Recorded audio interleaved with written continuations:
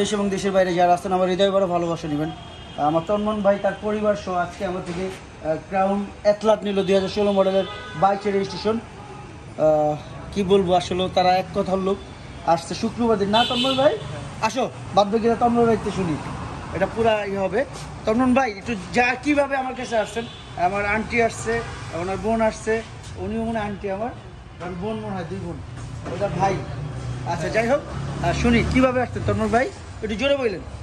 আসছিলাম, আমার এক ক্লোজ এক ছোট ভাই বলছিল আপনার পেজের কথা, একটু জোরে বললেন। তখন আম্মুকে এসে দেখে এলাম, আম্মু ভালো লেগে গেছে, তারপরে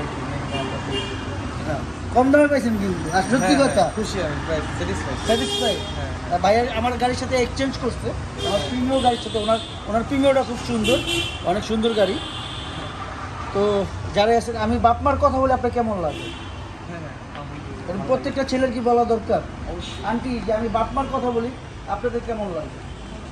প্রত্যেকটা ছেলে মেয়ে বলার প্রয়োজন না, তার বাপমার উপরে কেয়ার করবে বা যত্ন নিবে, এইভাবেই না কি? এটাই। সবাই ভালো থাকবেন, আমার জন্য দোয়া করে দিবেন যেন আমরা সবাই ভালো করি, আর আমিও দোয়া করে দিয়েছি আল্লাহ পাক যেন আপনাদের সবাইকে ভালো রাখে। সাবধানে গাড়ি চালান, জীবনের তো বড় কিছু নাই। সালামু আলাইকুম।